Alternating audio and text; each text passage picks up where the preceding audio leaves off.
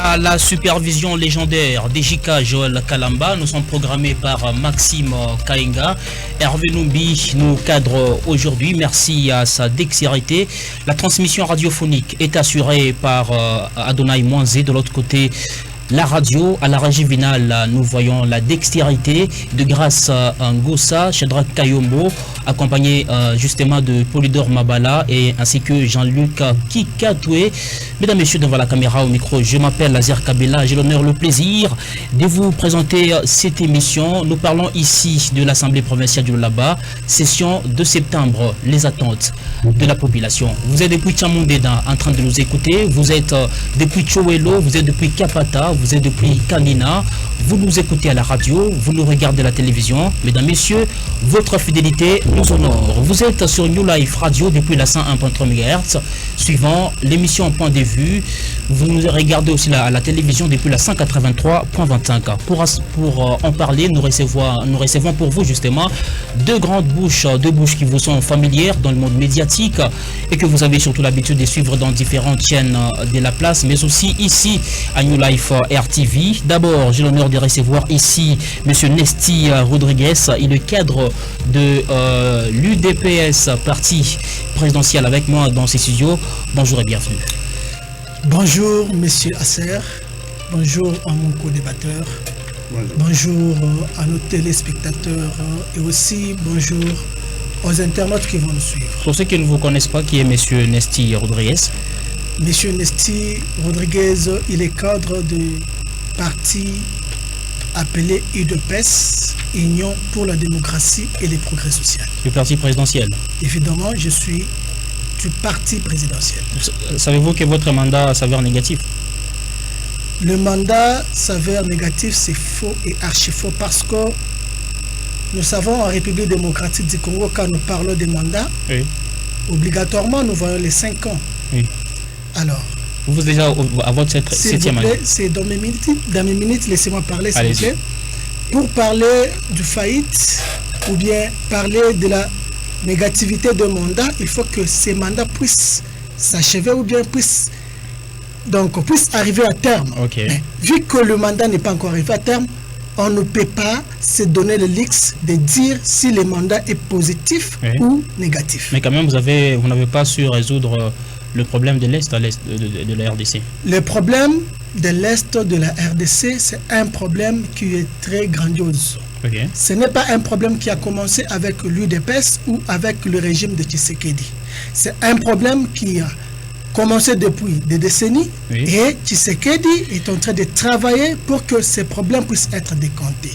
Que les Congolais puissent justement mettre à leur tête que Tshisekedi se bat jour et nuit pour les problèmes de l'Est. Il ne dort pas, okay, il assume de ses responsabilités pour que la guerre de l'Est puisse justement avoir fin.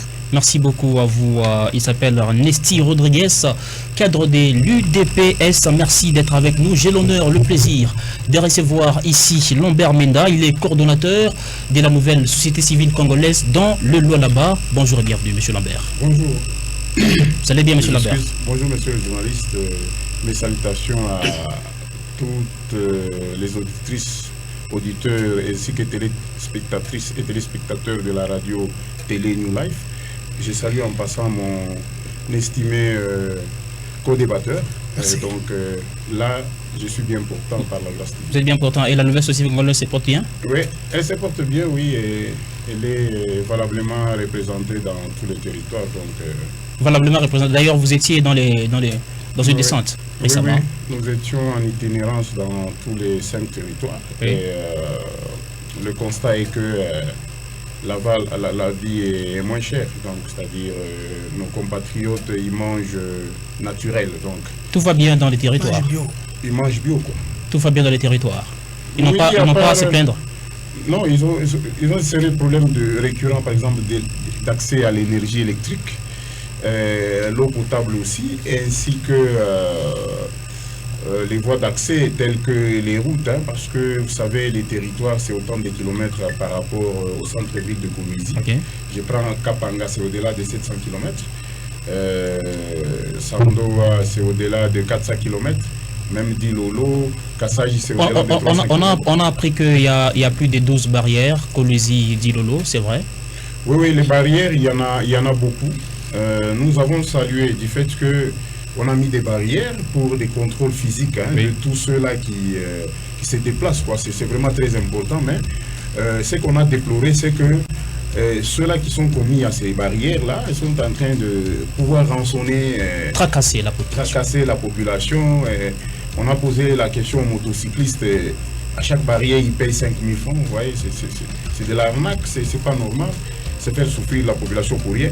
Et les barrières, comme je disais, pour le contrôle physique de tous ces gens-là qui se déplacent ici, oui, nous sommes pour, mais pas pour rançonner, tracasser la population. Là, on est contre. Pourquoi? Parce que d'abord, c'est sur des routes en terre. Voilà. Sur des routes en terre, il y a beaucoup d'inégalités, beaucoup de dénivellations, beaucoup de poussière. Il ne faut pas ajouter à ces mots la tracasserie, non. Ça fait souffrir vraiment les usagers pour rien. Merci beaucoup. Oui, ce sont là nos deux heureux invités, mais nous allons aussi prendre un invité à ligne depuis Kassaji. Il s'appelle tout simplement Junior Mouland depuis Kassaji. Il va aussi intervenir d'un moment à l'autre. Mesdames et messieurs, nous vous saluons de partout où vous êtes. Je salue également tous les agents de la SNEL. Espérons que nous allons parler le même langage, les agents de la SNEL. Merci à vous tous qui nous suivez de part et d'autre. Alors, nous parlons ici de la session de septembre, les attentes de la population au Lualaba. Monsieur Nesti Rodriguez, vous êtes de l'UDPS, parti présidentiel. Selon vous, est-ce que au Lualaba, en séjour, tout va bien? Bon, au Lualaba, tout ne va pas bien. Tout ne va pas bien. Pourquoi? Parce que nous enregistrons chaque jour quelques années par-ci, par-là. Et cela fait, en tout cas, donc cela met la province en difficulté. Cela met la province en des problèmes très sérieux. Par rapport à la thématique que nous avons aujourd'hui, je pense que c'est une thématique très cruciale en ce moment parce que la population dans la politique congolaise est mise au centre. Quand la population congolaise est mise au centre, obligatoirement, tout ce que toutes les institutions peuvent justement faire, ils le font au nom de la population. Mais quand nous voyons aujourd'hui la population être déclassée, la population qui est aujourd'hui mise de côté, cela veut dire que cette capacité, tout comme cet espoir que les gens avaient envers les élus, n'est pas encore à cette place. La population est mise de côté. Évidemment. Dans quel sens? Je suis encore dans le préambule. Je voulais justement que les auditeurs puissent très bien nous suivre, les téléspectateurs. Oui, allez-y. Aujourd'hui, nous savons que un élu du peuple, c'est quelqu'un qui représente ce peuple-là à l'Assemblée pour présenter ses desiderata et traiter des questions qui peuvent résoudre les problèmes qui cadrent avec cette population. Mais comme la loi l'exige, à l'Assemblée nationale, tout comme l'Assemblée provinciale, nous trouvons beaucoup d'irrégularités, évidemment, dans le sens que le député, au lieu de travailler pour la cause, pour les causes de la population, il commence maintenant à travailler pour des individus. Pour des individus. Évidemment. Pourquoi je dis qu'il travaille pour les individus? C'est par rapport à ce que nous voyons. Un député est élu par une personne. Un député est élu par un groupuscule de personnes. Mais quand ces groupuscules envoient ces députés-là, c'est juste pour répondre à ce qu'il y a comme problème, à ce qu'il y a comme souci. Mais là où nous avons de très sérieux problèmes, c'est quand nous enregistrons des petites couacs concernant ce qui se passe là-dedans. Nous sommes tellement désolés de parler aujourd'hui sur ces micros parce que ça fait mal de voir presque dans tous les secteurs la population en train de passé des moments difficiles, messieurs les journalistes. Dans tout le secteur. Dans tous les secteurs. Oh là-bas. Je dis bien dans tous les secteurs. Je suis du parti présidentiel et quand je dis tous les secteurs, c'est tous les secteurs. Savez-vous que ça fait partie aussi de votre bilan? Écoutez, faire partie de notre bilan, oui, mais il faut aussi aller plus loin pour connaître comment est-ce que ce bilan-là est calculé. Parce que ici, au Lualaba, nous avons une institution, nous pouvons appeler ça institution, parce que c'est la première institution, de la province. Ouais. C'est là où on devrait avoir des solutions de nos problèmes. Mais c'est comme si l'Assemblée nationale commence maintenant à perdre sa crédibilité. Il commence maintenant à détourner sa responsabilité. Parce que c'est l'Assemblée nationale qui a cette capacité de convoquer, qui a cette capacité de révoquer même le gouverneur, même le ministre. Sans pour autant vous couper la parole, n'avez-vous pas constaté une certaine familiarité entre l'Assemblée provinciale et l'exécutif provincial? C'est là où il y a le problème. C'est là où j'étais en train de partir avec vous. Okay. Allez-y comprendre que le député aujourd'hui, au lieu de travailler pour la population, il commence à travailler pour les individus. Et l'individu? Je peux prendre l'exemple de notre Assemblée nationale, une Assemblée provinciale aujourd'hui. Okay. Au lieu de traiter des questions sensibles, le député commence à chanter pour maman gouverneur. Chose que eux ne peuvent pas faire parce qu'ils sont les représentants de la population. Quand la population vous donne la chance de les représenter à l'Assemblée, il faut faire ça avec toute considération. Mais si elle fait bien son travail, les députés sont là, ils sont quand même aussi optimistes quant aux enjeux quelque part. Écoutez, messieurs les journalistes, quand vous parlez de ça, je suis tellement désolé. Désolé. Parce que la province du Lualaba, ce n'est pas une province qui devrait aujourd'hui enregistrer même des taux de l'insécurité. Et quand nous parlons par exemple de l'insécurité, cela veut dire que cette question vient vraiment de la grande problématique que nous sommes en train aujourd'hui de détecter. En termes d'attente, l'insécurité. L'insécurité. Pourquoi il y a l'insécurité au Lualaba? Parce que beaucoup de jeunes que vous voyez monter des sangs n'ont pas à faire. Regardez un scénario qui s'est passé il n'y a pas une semaine du côté Moulondo là-bas. C'est quoi ce scénario? Nous avons vu le ministre de Mines aller du côté Moulondo, parler devant les Crésiens pour leur dire nous vous donnons cette carrière. Après 6 et quelques heures, les soldats, les militaires qui faisaient la sécurité de cette carrière ont commencé à tirer des balles. À bout portant. À bout portant. Nous avons vu la même chose se répéter ici à Lulu. La même chose du côté je peux dire Kapata. À qui la faute? C'est aux députés. Ils ont fait quoi les députés? Ce sont des députés qui devraient amener les désiderata de la population et les traiter, trouver des solutions. Et quand les députés ne font pas ce travail, qui viendra plutôt pour faire ce travail-là?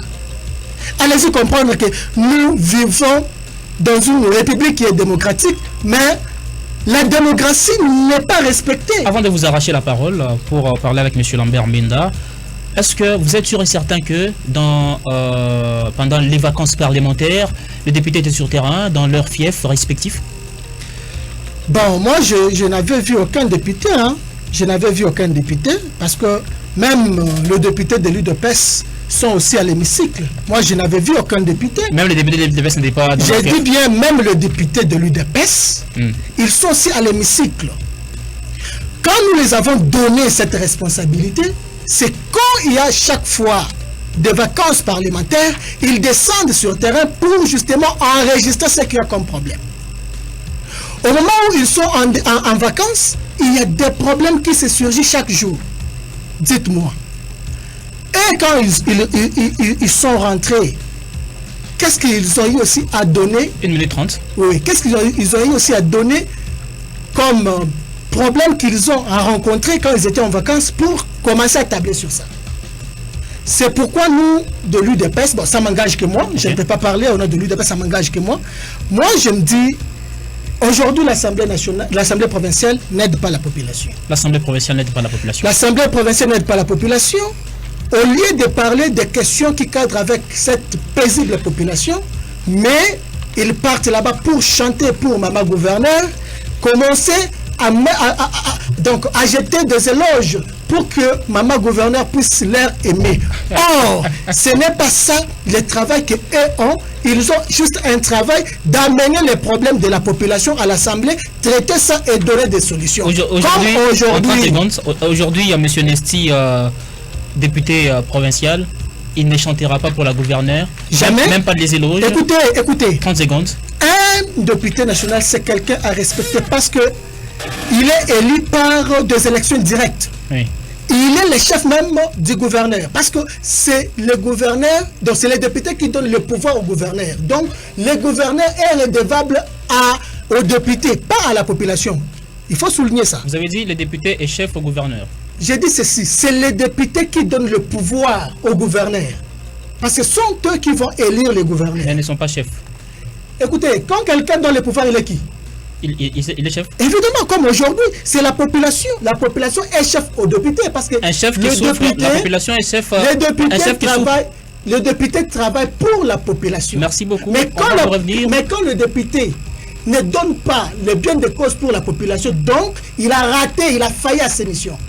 Donc la population est chef aussi de députés. Évidemment. Mais la population souffre. La population souffre parce que les députés ont failli à leur mission. Ils n'ont pas respecté l'accord de la population. Fait-on comprendre la notion du chef à tort et à travers? Répondra qui pourra. Monsieur Lambert Menda. Ouverture de la session parlementaire de septembre 2025 à l'Assemblée provinciale du Lualaba. Peut-on dire que tout va bien au Lualaba? Pour ne pas emboîter les pas de mon co-débatteur, au fait, la population est d'abord dans sa précarité, donc c'est-à-dire la vie des populations, c'est dans la paupérisation, ce que je puisse le dire, c'est-à-dire les gens, au regard des nombreuses richesses que nous régorgeons, nous avons une population pauvre, donc c'est un paradoxe. Oui. Ouais, donc toutes ces années ici, nous avons de quoi nous remettre en question pour essayer d'améliorer, parce que l'on ne peut pas comprendre que dans une province qui attire presque le monde entier et que la population est toujours dans sa précarité, c'est-à-dire dans une pauvreté extrême. Ça se voit, vous voyez, on nous juge de par nos différentes rues.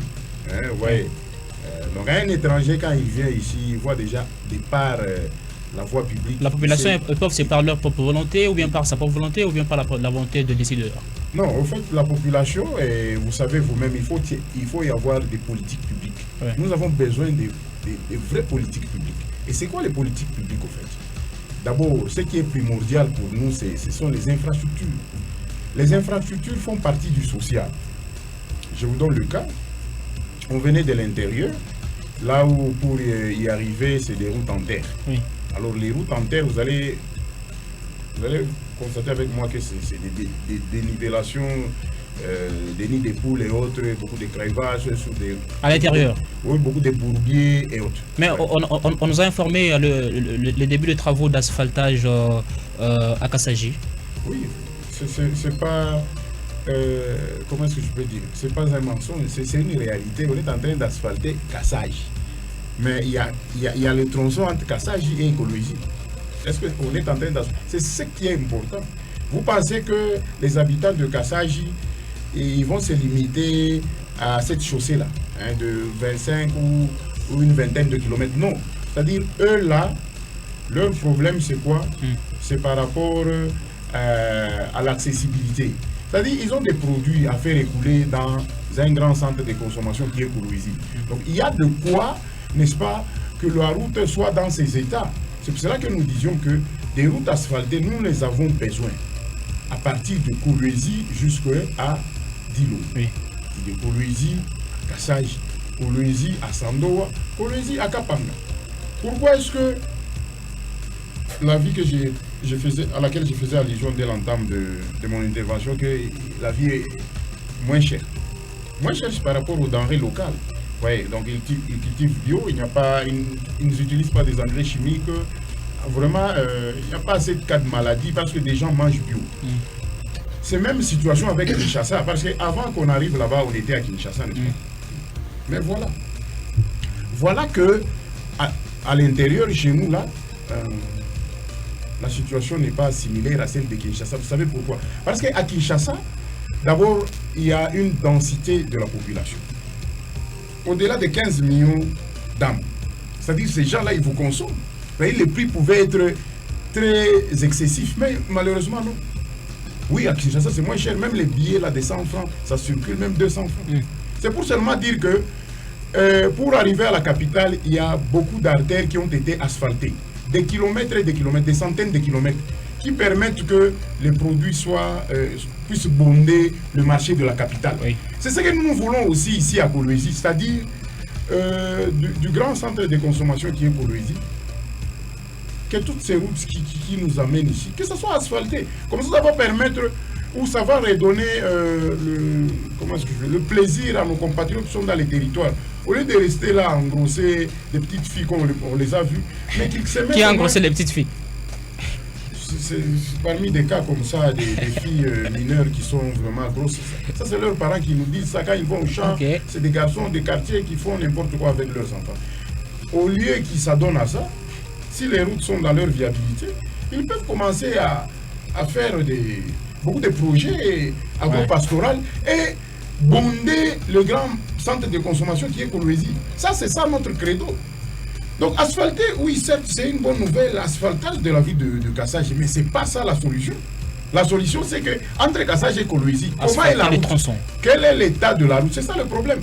Parce qu'il y a ce grand projet ici, pas ce grand projet, donc c'est-à-dire qu'il y avait eu accord signé entre le groupe d'entreprises chinoises et la RDC.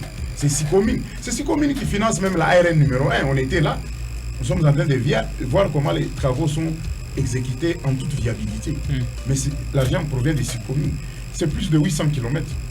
Oui, il faut voir. On est tenté de bien... C'est sur papier? Non, ce n'est pas sur papier, sur terrain. Je vous ai dit qu'on était aussi dans les territoires de Lubudi. Les travaux sont en train d'être exécutés. Alors, les tronçons que je disais, la Kolwezi, Kassaji, Dilolo, Kassaji Sando, Akapanga, mais c'est aussi repris dans cette annexe C du 22 avril 2008. Ouais. Mais comme dans le temps, on avait dit qu'il fallait aménager ces routes-là. Mais pour le moment, comme on est en 2025, ils n'ont pas vraiment aménagé parce que les routes sont dans leurs états. Oui. Il y a des endroits là où il y a beaucoup de bourbiers, il y a des endroits comme il pleut déjà de l'autre côté, des grands flaques d'eau qu'on a même débaptisé lac Mukepe, pour ne pas citer son nom. Vous voyez, tout cela c'est pour dire que non, il ne fait rien. Alors, maintenant, si on doit revenir à l'état de la route, nous disons que non, qu'on fasse des routes viables, les routes qui permettront que nos compatriotes, au lieu qu'ils fassent l'exode pour venir ici en ville, il y a promiscuité, en ville, il y a beaucoup de petits bandits urbains qui se créent. Est-ce que les députés provinciaux n'ont pas vu tout cela pendant leurs vacances parlementaires? Ah, j'ai vu, il y a certains députés qui étaient là.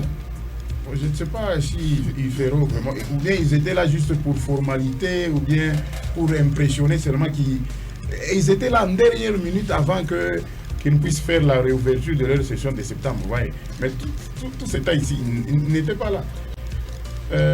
Moi, je dois les rappeler ici que ce sont nos représentants. Ils sont nos représentants.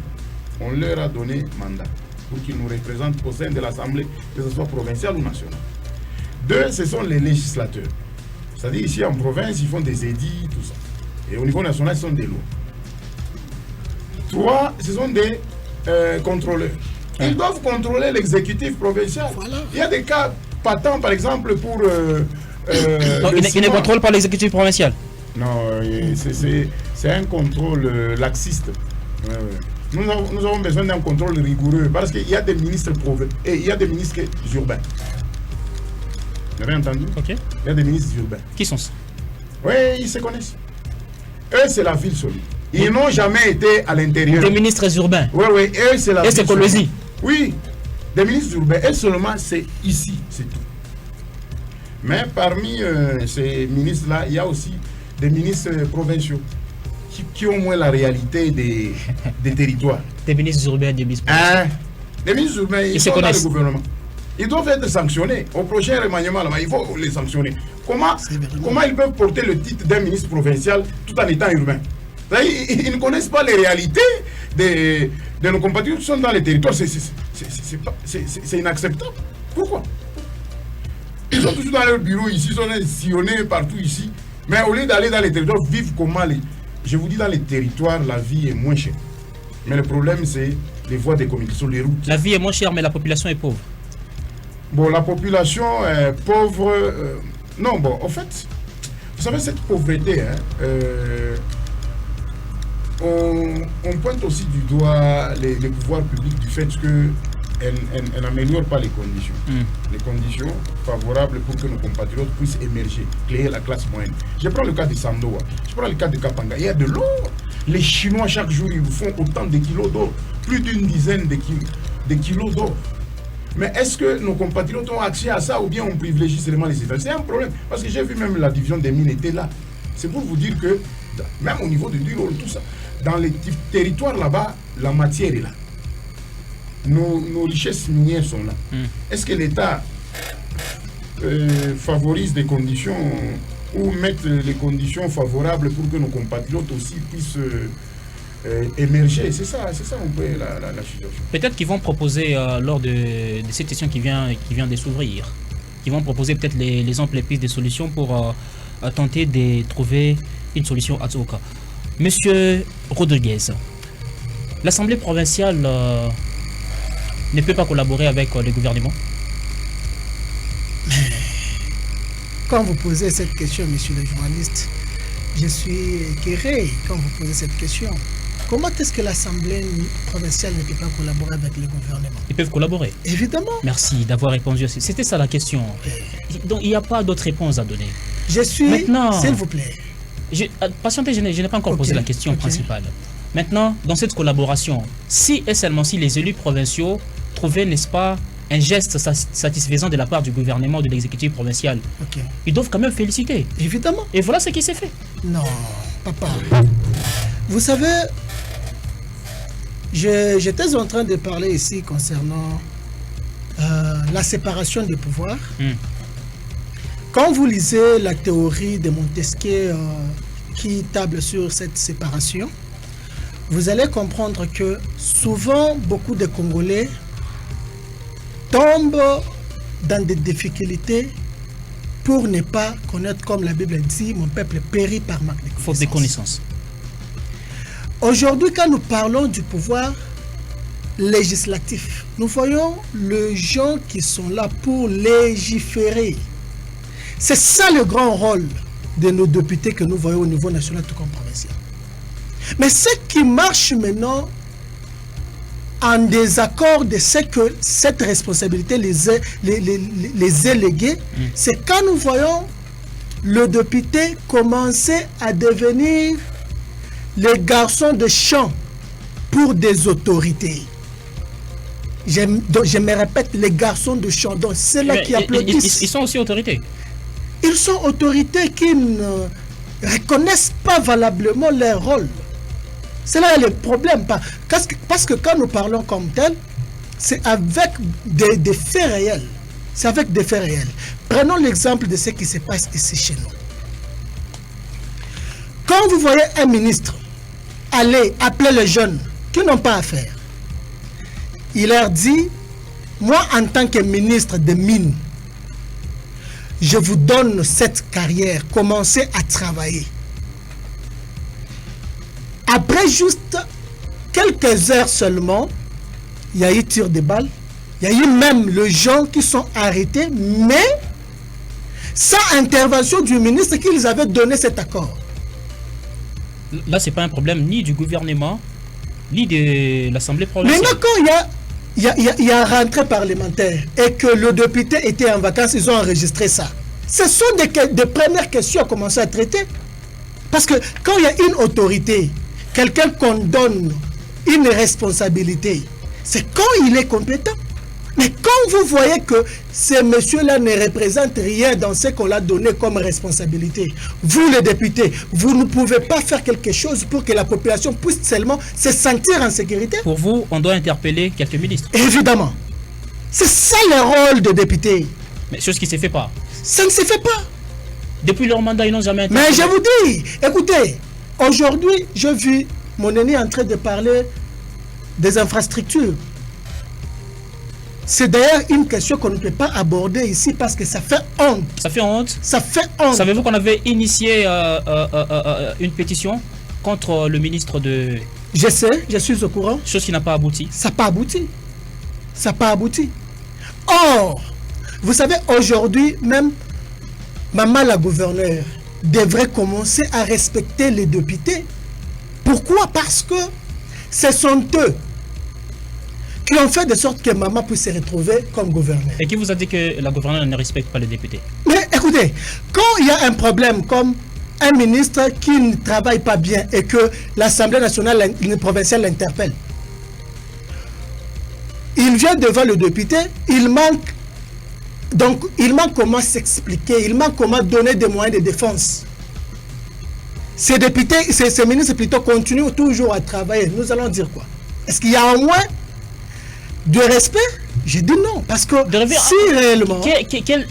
donc comment est-ce qu'on peut ingérer l'autorité provinciale dans ça? C'est pas un problème de l'autorité provinciale. Non, mais c'est peut-être un problème de la compétence du ministre. C'est lui qui a formé le gouvernement, c'est l'autorité provinciale.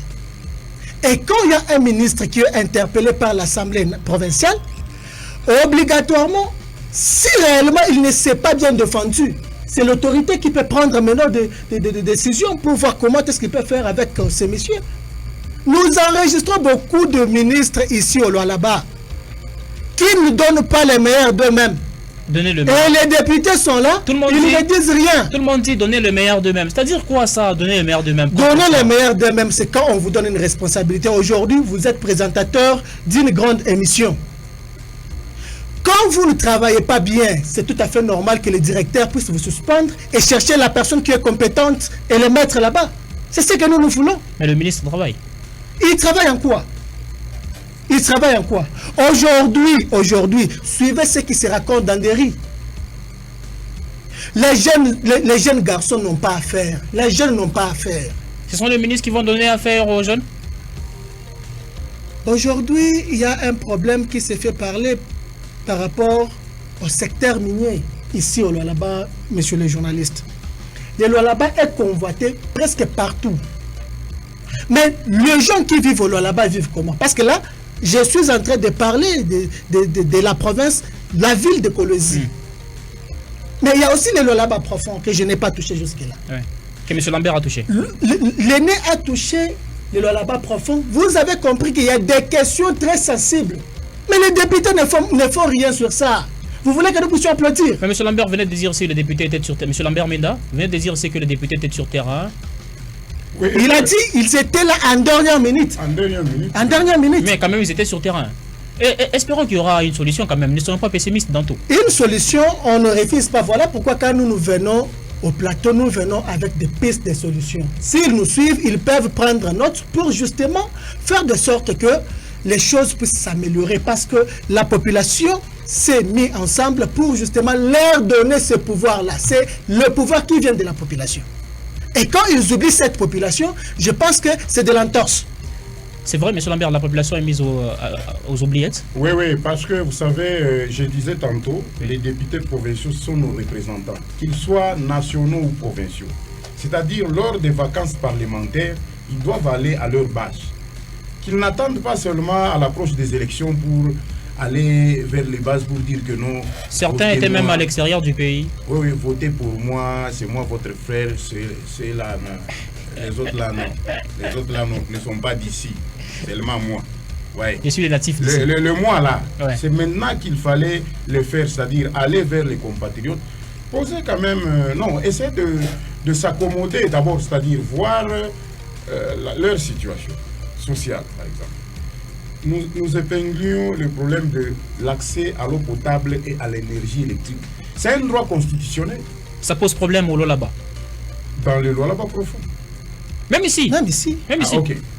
Alors, moi je parle d'abord de l'intérieur, là où on était. Ici, certes, nous savons que on est en train de vouloir nous dire que non, il faut fourrer. Non.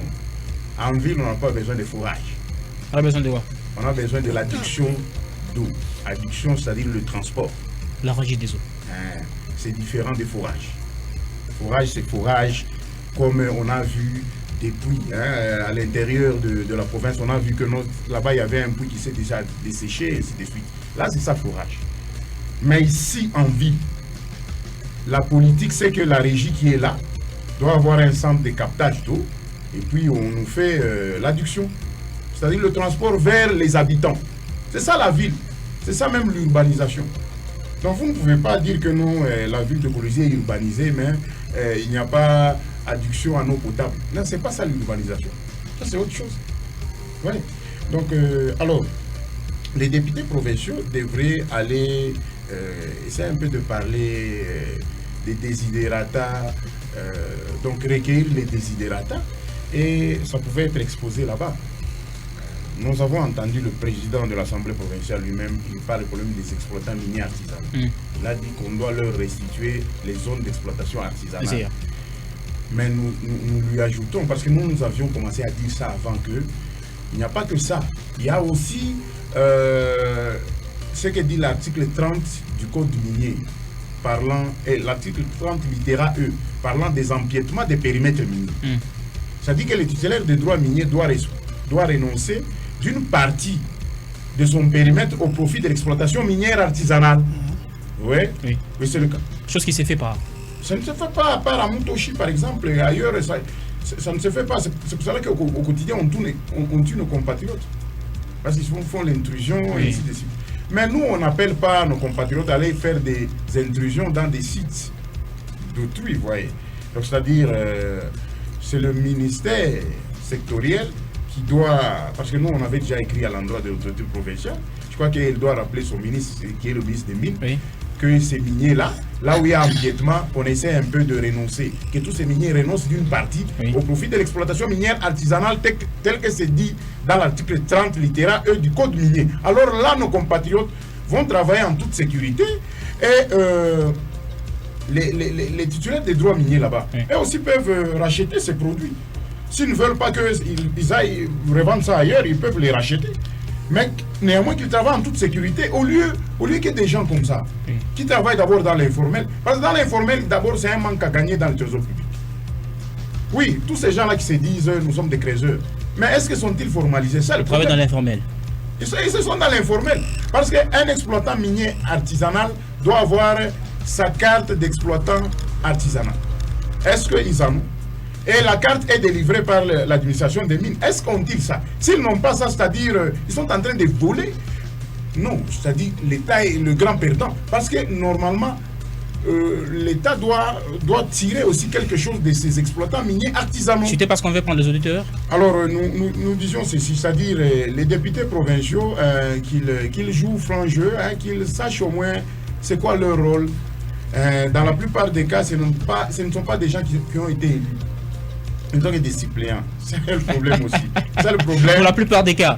Oui, à ici, 80%. Oui, bon, comme vous le dites, ça reste à vérifier, mais ceux qui ont été élus sont au gouvernement. C'est une évidence, à 80%. Sont au gouvernement, alors ils sont des suppléants. Est-ce que les suppléants maîtrisent même la circonscription? La circonscription, ou soit tout ce qu'il doit faire. Moi, je crois que il faut réformer cette loi électorale. Quand tu as brigué là et tu restes à ce niveau, c'est fini. 097 8 00 85 21 097 8 00 85 21 ou encore 097 800 85 21. Mesdames, Messieurs, merci d'appeler. Moïte le numéro Namusemeze et situation ton Maléo. Rentrée parlementaire pour l'Assemblée provinciale, il y a session, il y a septembre 2025. Ni ma tante Kani, il y a population. Mon affaire à point de vue, Fachiotemouko, Accenti, il y a merci à toutes ces personnes qui sont en train déjà de marquer leurs différentes présences. Vous nous appelez à ce numéro et puis nous allons prendre votre appel en direct. Vous nous écoutez aussi à la radio. Vous pouvez aussi écrire. On va vous lire sans parti pris ou sans condition aucune. Pour ceux qui nous regardent à la télévision, le numéro est affiché en haut de votre poste téléviseur. Pour ceux qui nous écoutent à la radio, le numéro c'est les 097 885 21. 097 8 00 85 21. À ce numéro, mesdames, messieurs, vous nous appelez et puis vous parlez des désidératas qui se constatent dans vos milieux de vie. Vous êtes en direct de l'émission Point de vue. À tous ceux qui sont en train de biper, s'il vous plaît, mesdames, messieurs, ne bipez pas. Appelez et puis passez en direct, soit écrivez votre message. Nous allons vous prendre en direct et puis nous allons échanger avec vous sur les questions de leur assemblée provinciale. Qu'est-ce que vous voulez que les députés proposent pour vous dans votre milieu respectif? Montfort depuis Kasolo, Montfort depuis Cité Manika, Montfort depuis Choelo, Montfort depuis Chamundenda. Munaïta ku 097 8 00 85 21, 097 8 00 85 21. Et puis vous allez devoir passer en direct de l'émission Point de vue. Nous allons justement parler de questions de l'heure. Il y a beaucoup de personnes qui sont en train de marquer leur présence via des bips. S'il vous plaît, ne bipez pas. Vous posez problème à ceux qui veulent passer en direct. 097 8 00 85 21. Vous en dites quoi, mesdames et messieurs? À ce numéro, vous allez appeler et puis on va échanger avec vous sur cette question. Rentrée parlementaire à l'Assemblée provinciale. Il y a quelques appels qui sont en cours, mais il y a saturation des réseaux. 2 appels en cours. Nous allons d'abord tenter de prendre cet appel. Allô, bonjour. Bonjour, monsieur Azer Chabila. Bonjour aussi à toute la population qui nous suit en ce moment. Merci beaucoup. Nous parlons de la rentrée parlementaire à l'Assemblée provinciale du Lualaba. Les attentes de la population, quelle est votre réaction? Andrea, c'est très important aussi de souligner que ce qui est sûr, la population est tellement déçue depuis un grand moment. Après les élections, quand on voit les sacrifices que la population aille à mettre en évidence lors des élections, il y a des personnes qui ont passé une nuit à la belle étoile juste pour élire les députés nationaux et provinciaux. La situation actuelle laisse quand même à désirer. Et espérons vraiment, en ce qui concerne les attentes de la population, espérons vraiment cette rentrée parlementaire pourra peut-être venir ou soit répondre aux attentes de la population. Parce que lorsque vous avez, malgré plusieurs plénières, on voit, c'est rare des fois, voir un élu du peuple passer là devant et tenir quand même des propos pour l'avantage du peuple. On comprend que nous n'avons que des politiciens, on les place des politiques. Oui. Vous voyez un cas en exergue qui s'est passé.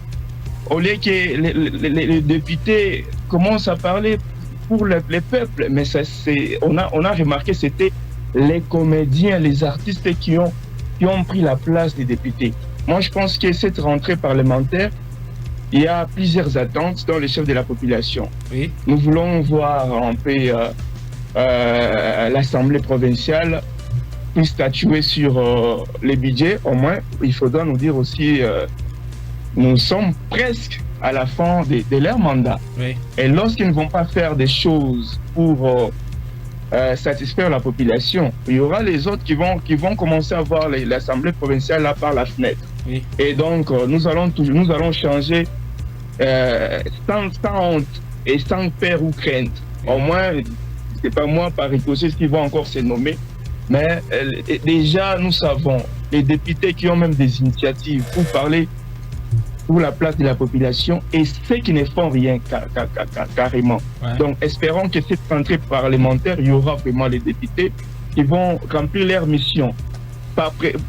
Présenter les peuples, c'est-à-dire parler pour le compte de la population, faire des contrôles sérieusement les gouvernements et surtout aussi, c'est une honte de voir encore les gens qui reçoivent beaucoup d'argent en termes d'émoluments, Oui. mais pas dédiés jusque-là dans la province du là-bas. Il n'y a pas dédié. Je ne sais pas. Ouais, jusque-là, pas dédiés qui ont été mis en exergue et puis adoptés et puis entrés en vigueur. Jusque-là. Pas d'initiative pour la population. Moi, je ne sais pas quel genre de députés que nous avons voté. C'est vrai, il y a les quelques qui font la différence, mais espérons que cette rentrée parlementaire ils ont, il y en a, comme dans d'autres territoires, dans d'autres circonscriptions électorales, il y en a ceux qui ont essayé un peu d'effectuer des centres pour prendre un peu les déshydrateurs de la population. Oui. Or, malheureusement, dans notre territoire de Djilolo, personne, nous avons vu que le ministre Kazembe, député provincial, qui est descendu dans la casquette des ministres et non du député, oui. Et même les vice-présidents de l'Assemblée provinciale. Et les autres, et là même, niveau national ou provincial, rien n'a été fait. Chutez, et donc, c'est une considération. Oui. Merci beaucoup à vous, monsieur Junior Mouland. Voilà, 097 8 00 85 21. Vous nous appelez à ce numéro, mesdames, messieurs. Il y a beaucoup d'appels qui ont entré à la seconde près. Merci d'appeler et puis de passer en direct. Tout le monde député. 097 8 00 85 21. Nous sommes en train déjà de discuter avec l'émission. Appelez. Beaucoup de personnes sont en train de biper. On n'a pas besoin de bip, s'il vous plaît, mesdames, messieurs. Mon aïta le numéro. Mon apita en direct. Il y a émission point de vue. 097 8 00 85 21. Les 028. Vous pouvez revenir afin de passer en direct de l'émission Point de vue. Pour que population imishiki 097 8 00 85 21 097 8 00 85 21. Je vais devoir lire les quelques messages juste après. Monsieur Nesti, l'auditeur venait tout à l'heure de parler du manque dédié à l'Assemblée provinciale. A-t-il raison ou a-t-il tort? En tout cas, merci beaucoup pour M. Junior qui venait de soulever un point qui nous avait déjà échappé ici. Je ne sais pas si peut-être c'est dans d'autres cieux que nos députés ont eu à proposer un édit seulement depuis qu'ils sont à cet hémicycle là-bas.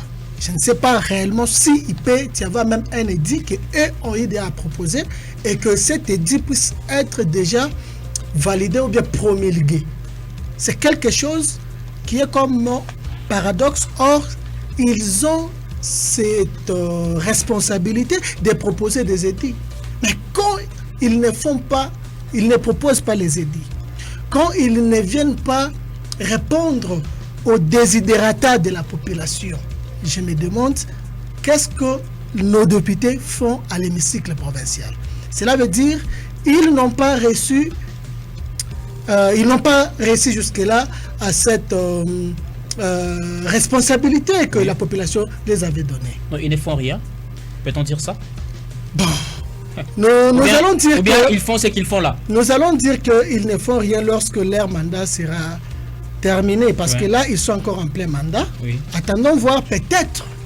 Peut-être que vous avez peur de répondre à cette question parce non, qu'il y a beaucoup de députés. Peut-être cette fois-ci, ils vont se rattraper. Mais ce qui est vrai, que le député ne puisse pas perdre le pédale, qu'il puisse rester dans ce dynamisme. Oui. Parce que au niveau provincial, il n'y a pas une institution qui est au-dessus de l'Assemblée provinciale. Oui. Il n'y a pas. Mais quand elle commence maintenant à ne pas donner des choses que la population veut, en tout cas, c'est compliqué. C'est très compliqué. C'est très compliqué. M. Lambert Menda, manque d'édits à l'Assemblée nationale, ça laisse à désirer. L'Assemblée provinciale, les édits, il y en a.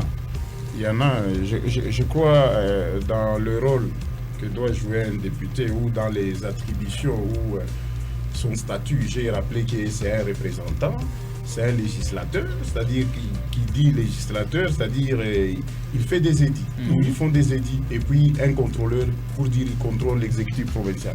Alors concernant les édits, il y en a. Il y a par exemple l'édit numéro 025 du 30 août 2022 portant modalité d'indemnisation, de compensation et de réinstallation des communautés affectées par des projets dans la province du Lora, projets miniers. Oui, l'édit est là. Mais néanmoins, la faiblesse, c'est qu'il n'y a pas de suivi, il n'y a pas de respect.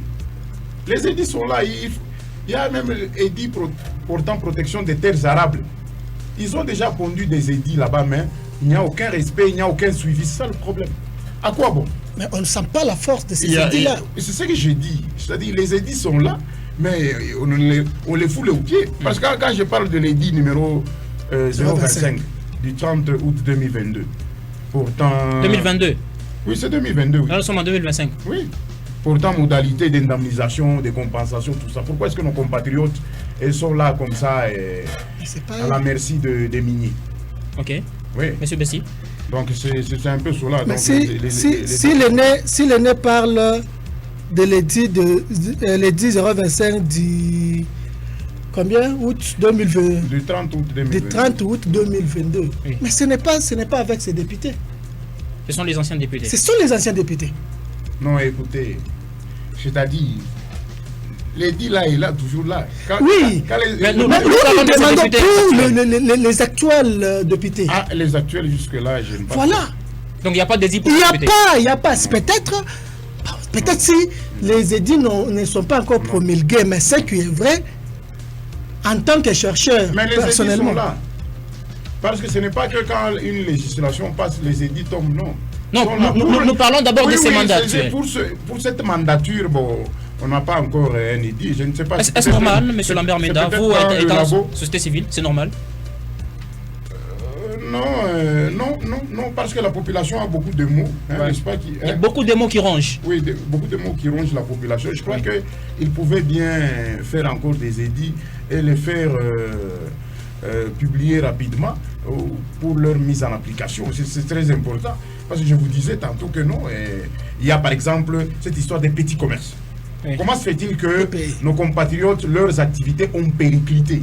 C'est-à-dire ceux-là qui tenaient les quincailleries, les grandes alimentations des boutiques et autres, tout ça, c'est maintenant les expats. Alors là, c'est grave. Or, ils violent même la loi sur les petits commerces. Oui. Mais personne n'est puni. Le ministère sectoriel, on a entendu seulement que le président, lors de l'ouverture de la session de septembre, il a fait allusion à ça. Mais avant cela, que pouvaient faire les députés? C'est interpeller d'abord ce ministre là-bas. Comment se fait-il que nos compatriotes n'ont plus, comment est-ce que je peux dire, n'ont plus d'activité? Oui. On va acheter tout chez les étrangers. C'est pas normal. Or, ici en province, il n'y avait que la GECAMINE et les opérateurs économiques. C'est-à-dire, les opérateurs économiques, il y avait des fermiers, il y avait ceux-là qui avaient des grands magasins, des grandes quincailleries et autres. Mais du coup, tout ce monde-là sont remplacés par les expatriés qui vendent en détail. Oui. Mais ça appauvrit la population. Et que font les décideurs ou les détenteurs des obligations, ou soit nos représentants, qui sont les députés provinciaux? Rien. En termes, par exemple, d'édits pour dire que non, vous devez respecter la loi sur les petits commerces. L'exercice du petit commerce en RDC, c'est pour les nationaux. Pas question d'un étranger. D'ailleurs, il y a un moratoire qui court, je crois, c'est d'ici novembre. Ces gens-là, s'ils ne se soumettent pas, on va confisquer ces histoires-là. C'est pas normal.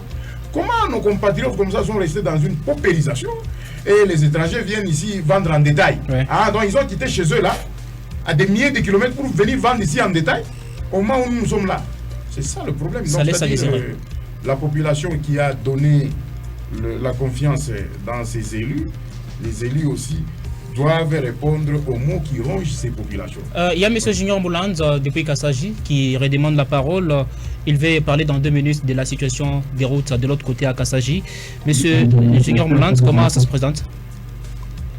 Oui, en rapport avec la fameuse route. Oui, vous avez 2 minutes. Plutôt, la fameuse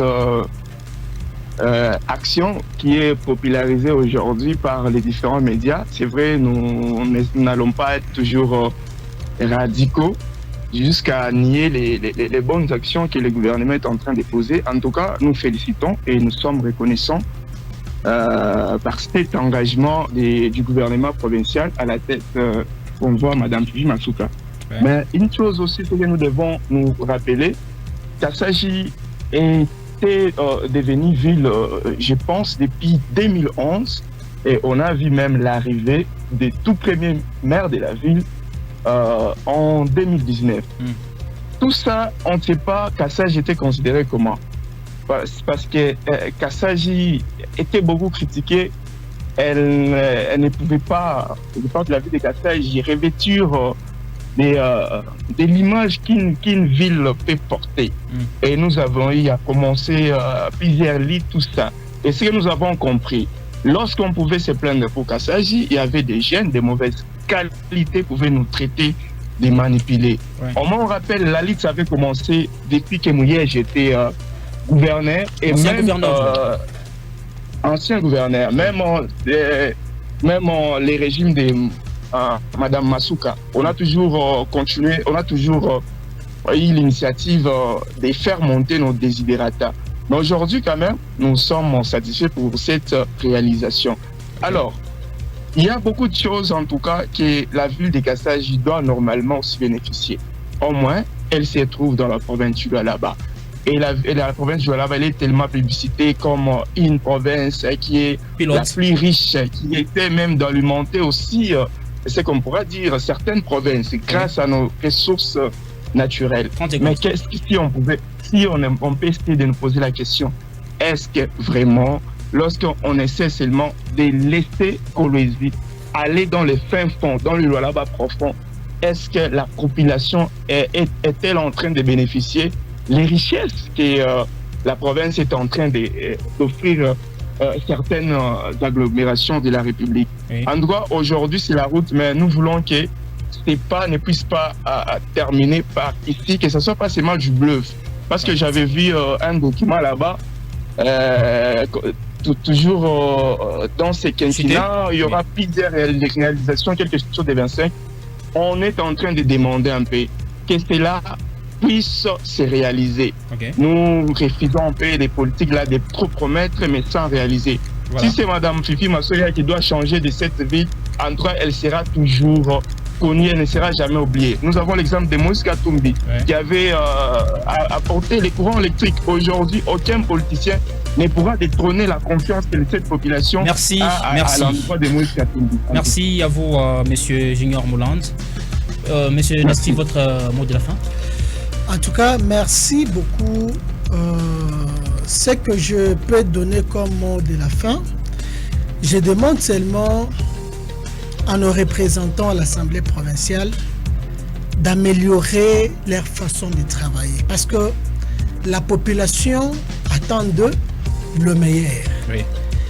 D'ailleurs, je suis avec moi quelques propositions, mais je vois comme si l'air ne nous permet pas. Nous sommes à la fin, oui. Je ne sais pas si vous pouvez m'accorder même quelques minutes, quelques secondes, oui, que je puisse justement aider aussi à participer peut-être même par ce micro pour que cette voix puisse aussi être représentée. Allez-y, très vite, très vite. Je demanderai vraiment au président de l'Assemblée provinciale, si possible, il peut prendre ces 10 axes, les mettre aussi peut-être en applicabilité. Le premier axe, c'est améliorer les services sociaux de base. Okay. Nous voyons la santé, nous voyons l'éducation. Oui. Donc si on essaie aussi au niveau provincial d'améliorer ça, c'est un bon pas.